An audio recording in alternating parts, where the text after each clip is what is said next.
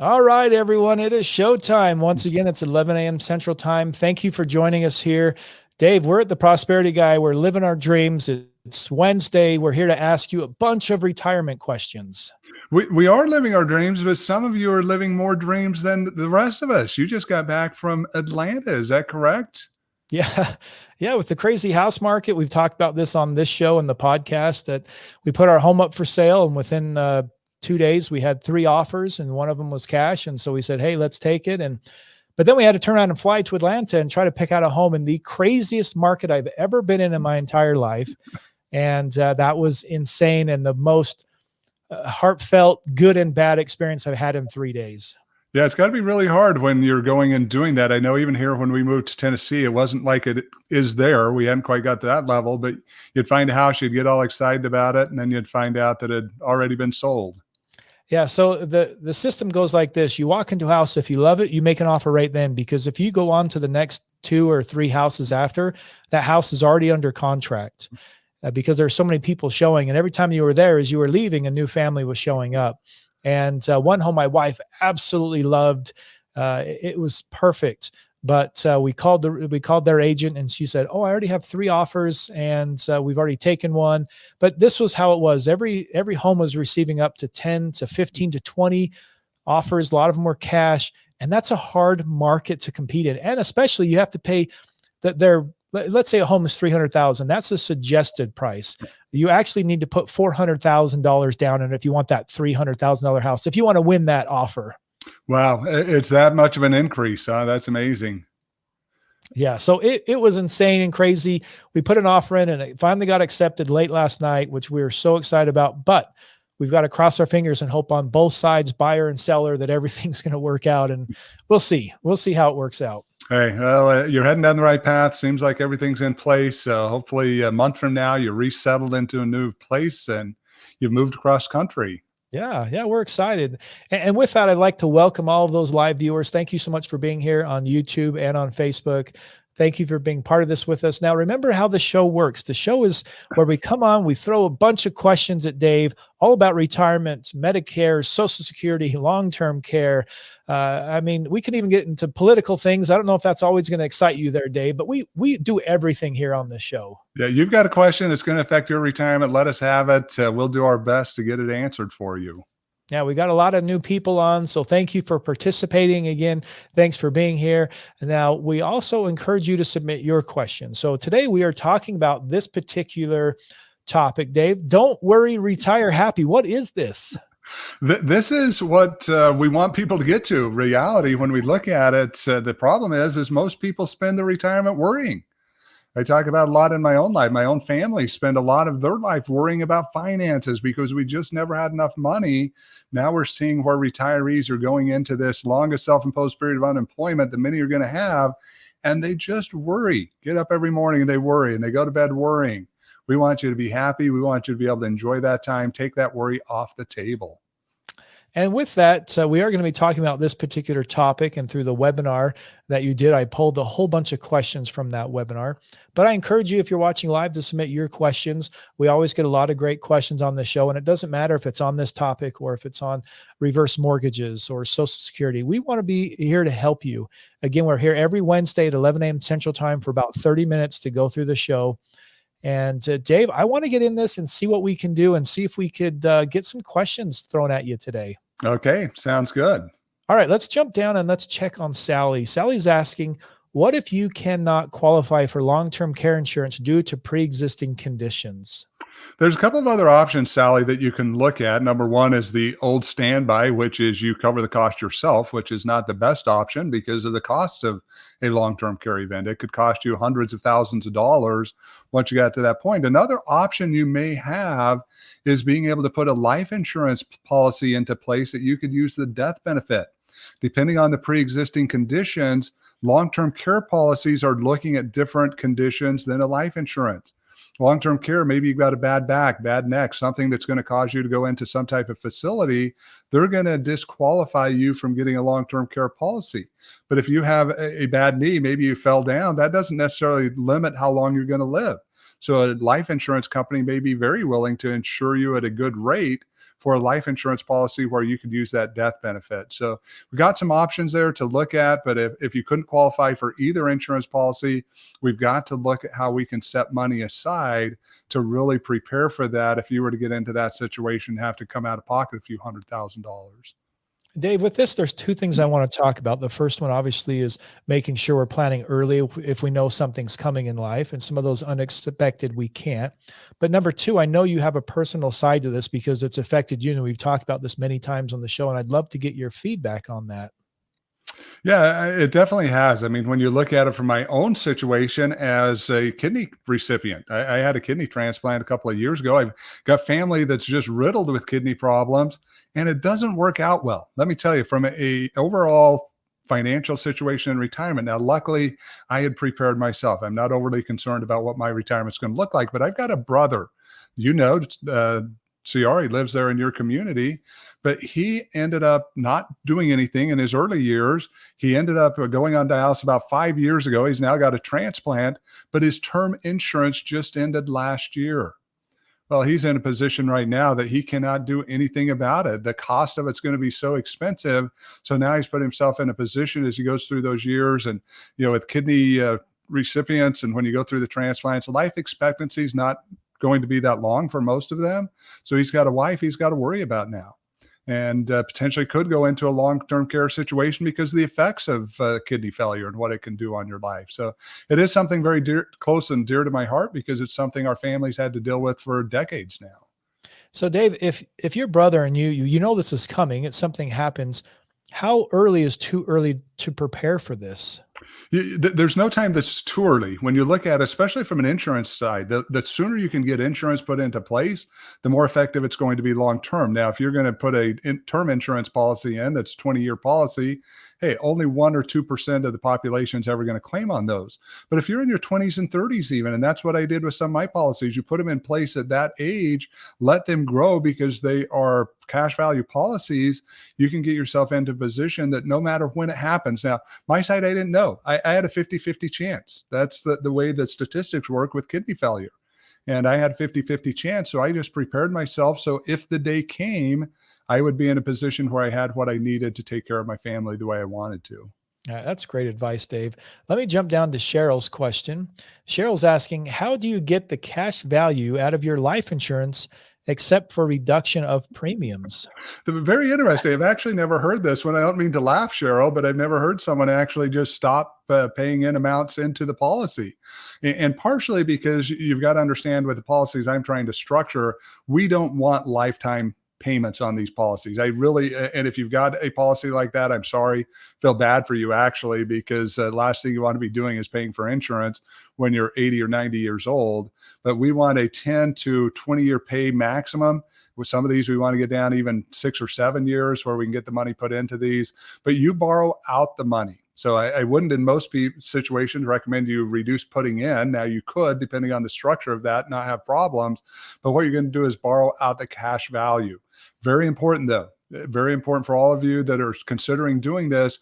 Look at your insurance illustrations, look at your policy details.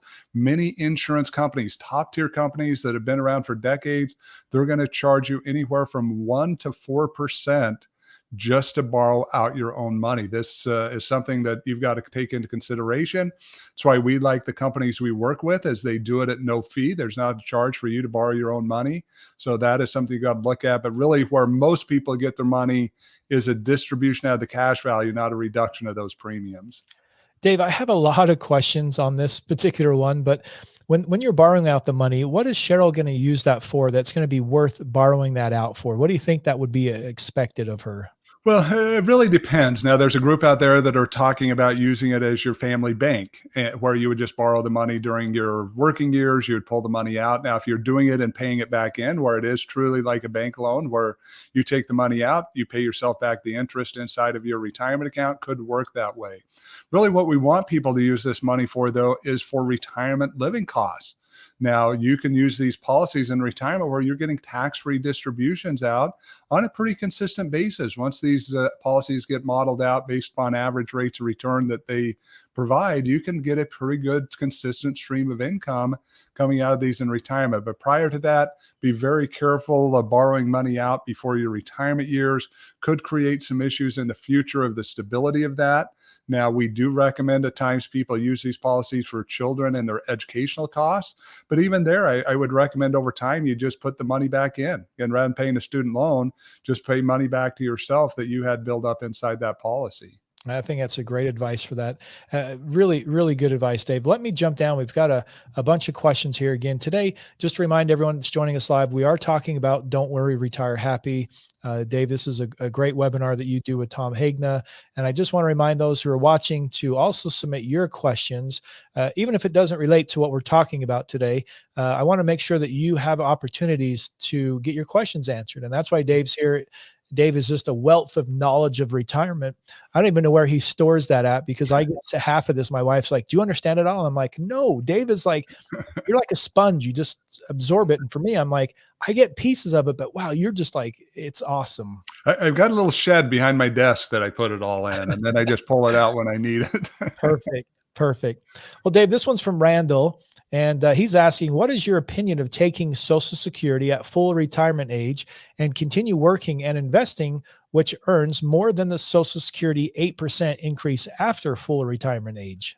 Randall, you've got a couple of issues in there. Let's address both of those. One is in regards to continuing to work. So remember, once you get to full retirement age, you can work as much as you want to with or without Social Security. So that has no effect on your Social Security benefits. Now, it could, I guess, increase your benefits if those earnings are higher than the previous 35 years, highest years that you have.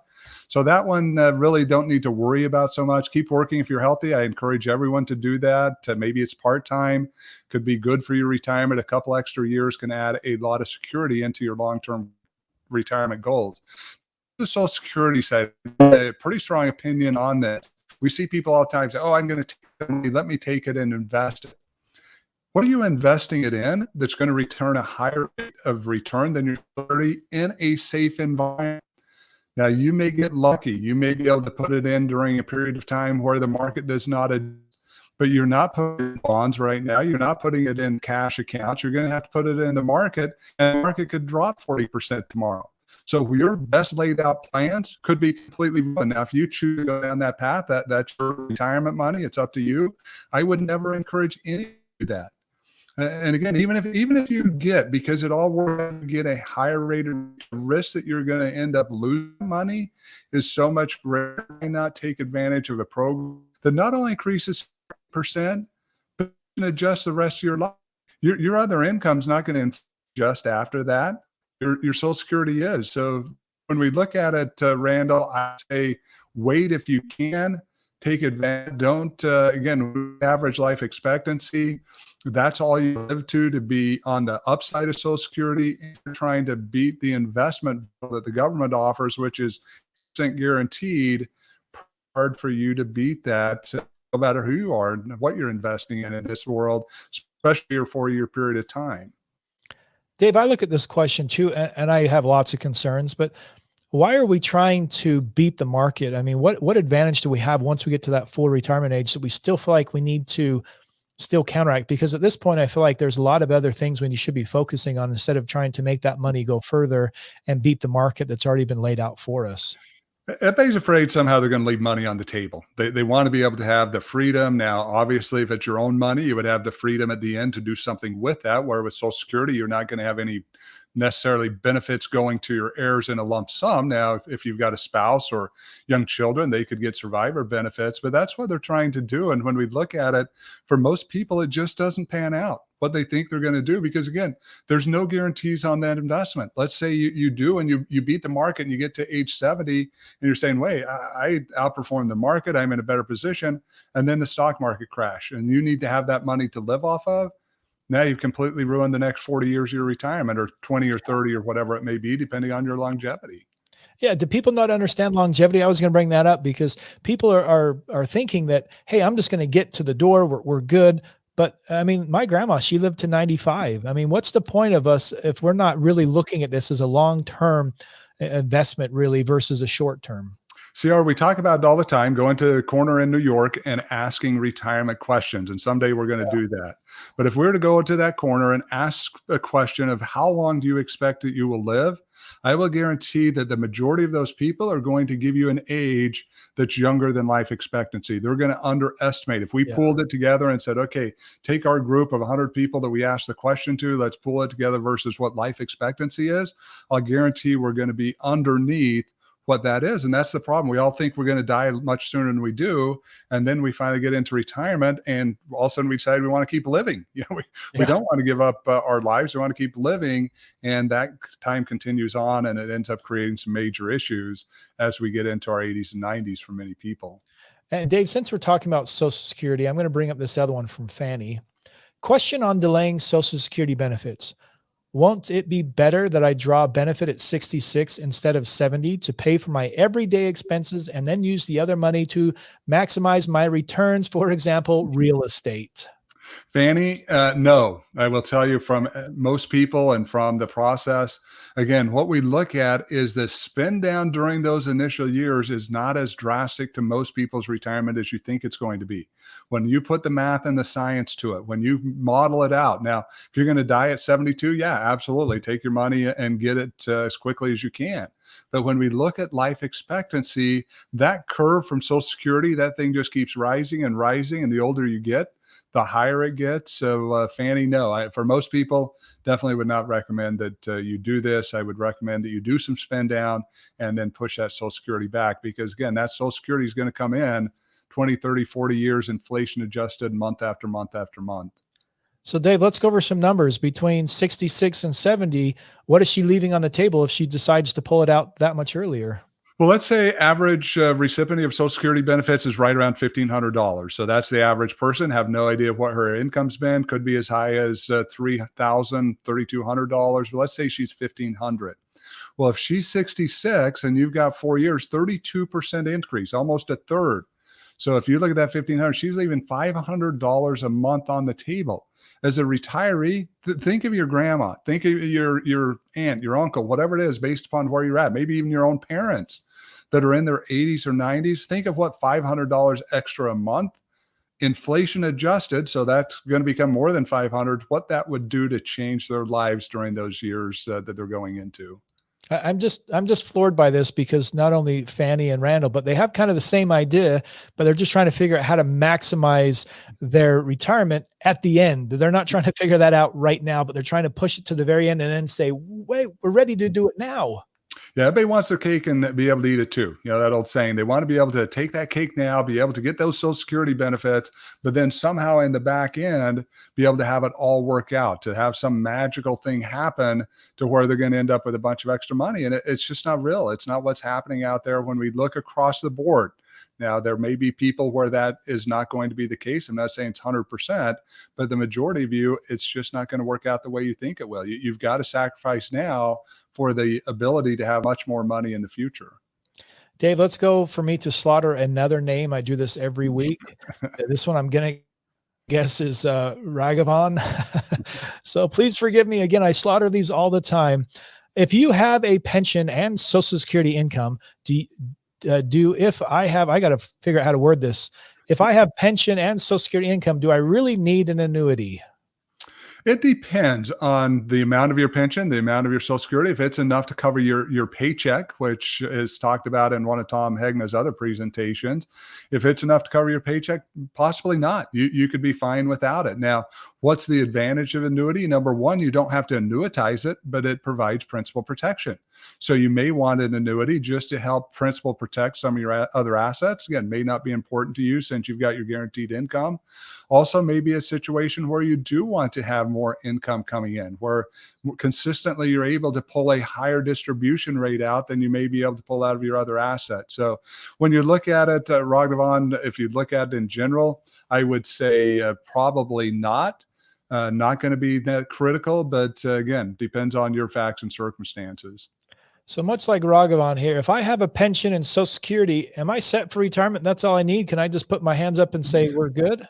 Yeah, I wish that were the case. The problem is you're still subject to all the various risks that we talk about during retirement.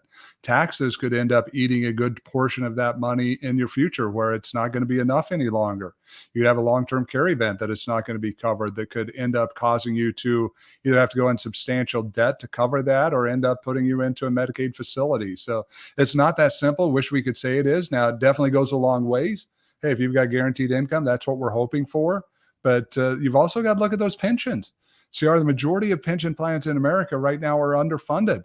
Now, the government's trying to convince you and I that somehow it's our job to help fund those for people, even outside the Social Security program, to where they can stabilize these states that didn't handle it correctly initially and let us pay for those. But you may have a pension that's not going to be there. I know of Puerto Rico. I talked about that. We lived there for 5 years.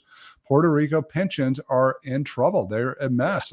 And they've got to somehow figure out what they're going to do about it. It's pretty hard to solve once you get to a point that you have no value in the assets that exist to pay those pension payments. You mean we don't have to pay those for them?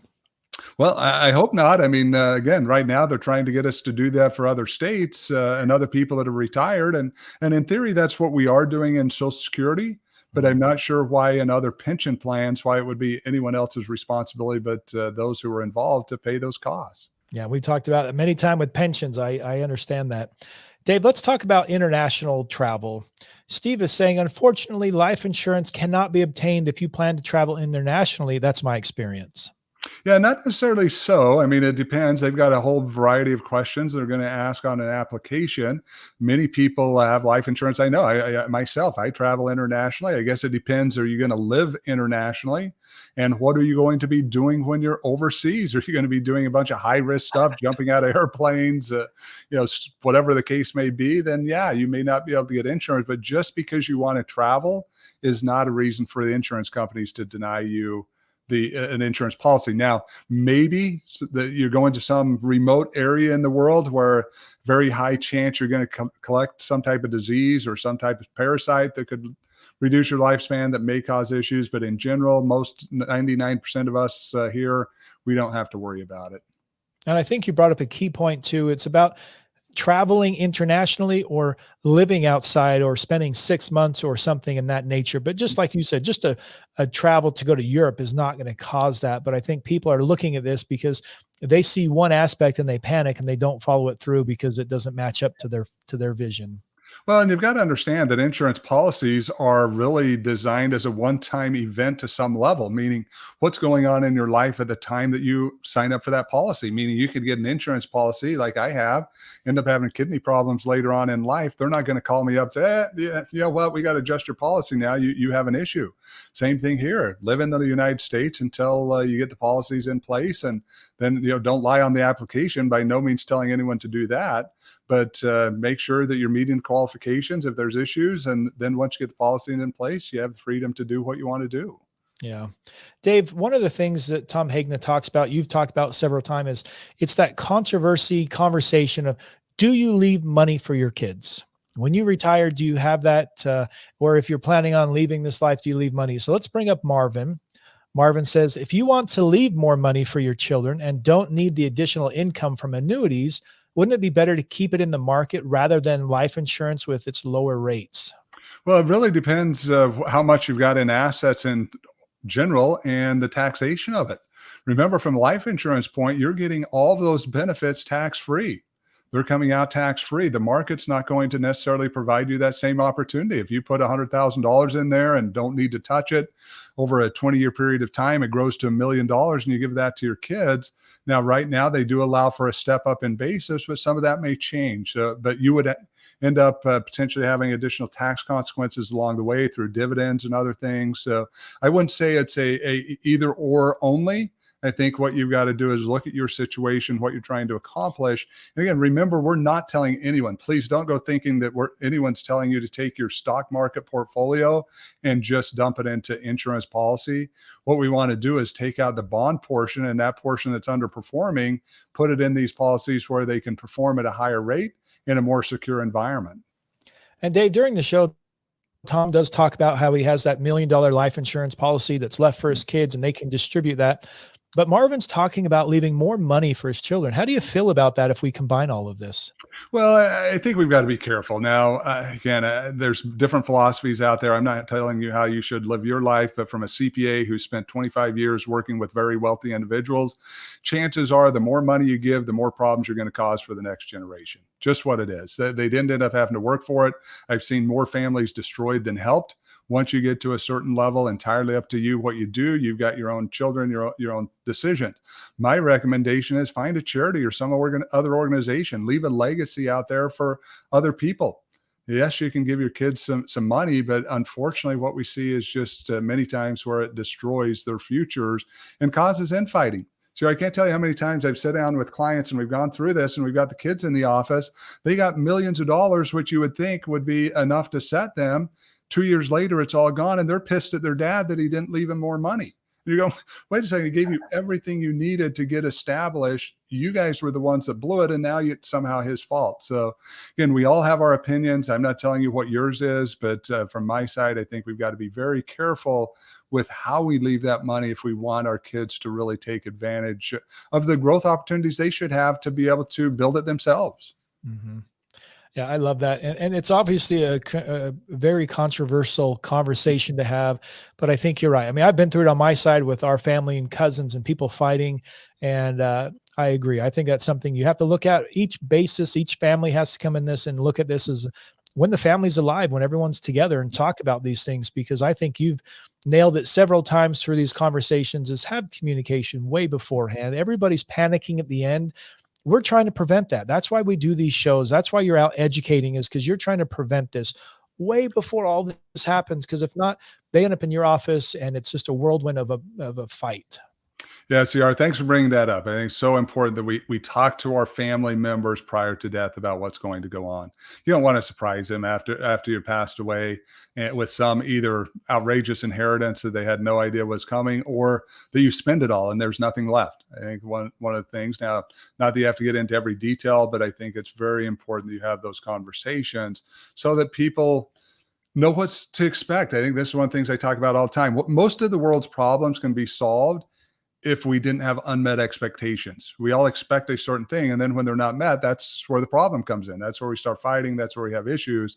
If we can line out those expectations in the beginning, really it'll help solve a lot of problems.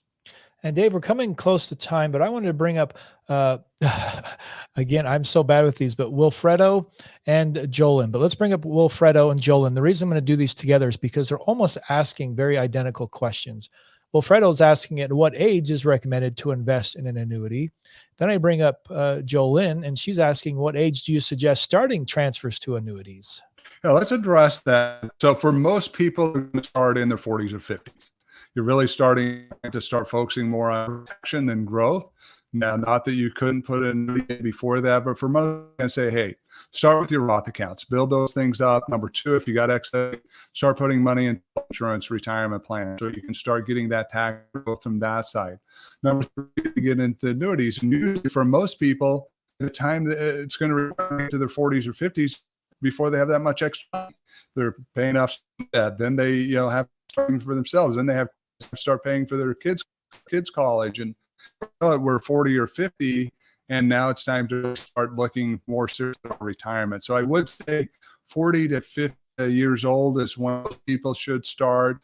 Again, could be a situation where you'd start earlier than that, but and could wait later. There's nothing to tell anyone that they couldn't start doing these at 60 or 70. They can work very well if you wait that long, but that's where I would say most people should be. And Dave, thank you so much for answering these questions. How do people take action? That's the one thing we get through all of these shows. I hate to come on and just tell everyone, hey, change your life, start earlier. But what really do we need to do today? If I felt inspired, I need to do something. How do we start?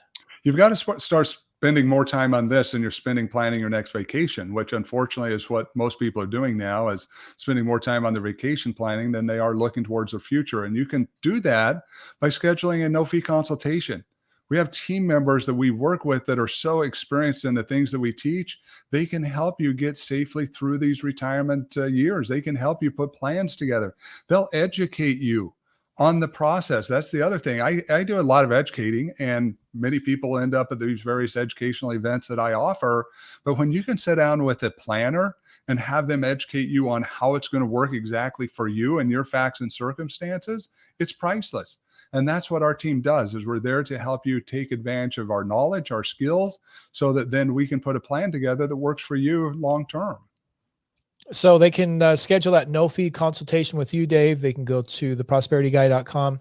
Lots of great information there. They can get information on the podcast you do, on the other shows, all of the webinars you have coming up.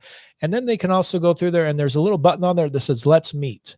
They click on that, it takes them over and gets them signed up on the form, where they can then move into that no-fee consultation, right? Absolutely. Absolutely. And you do want to act once you get educated. Again, take the time, educate yourself on the topics, better understand what we're doing, but don't stop there. We see this happen all too often. It's like when I got into the CPA industry. I went to college for 4 or 5 years, got my master's degree. What if I'd have stopped right then? Education did nothing for me. I wanted to change my life from a childhood where we had nothing, where I didn't have parents who went to college, where we had all these problems. So I went to college, but if I'd stopped right there, nothing changed. If I'd then gone back to where my dad worked and reached out to the railroad and said, look, I'm super smart CPA, but I want you to hire me as a laborer on the railroad, really makes no sense. And it's the same thing here. You learn all this stuff about your retirement, say, oh, it's great. But if you don't take action and implement it in your retirement, what good did any of it do you? Yeah, exactly. Thank you so much. Talk around the water cooler with your friends. I don't know if there's a water cooler anymore. It's too contagious now. Yeah, we talk around the camera with our friends. Yeah. I just want to thank you all for being here live. Thank you for being part of the show with us. And if you are watching this on replay, thank you also. And please submit your questions at theprosperityguy.com, where we can go and answer those questions. We'll move those into one of our live events, or even on LinkedIn, or even on our podcast. So we have many places to answer these questions.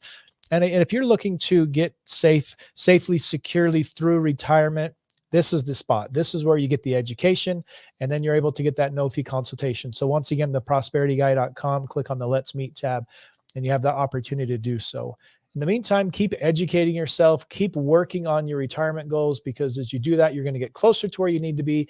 No matter where you are, you're going to be getting closer. Dave, thanks again for your time today, for being with us. You're welcome.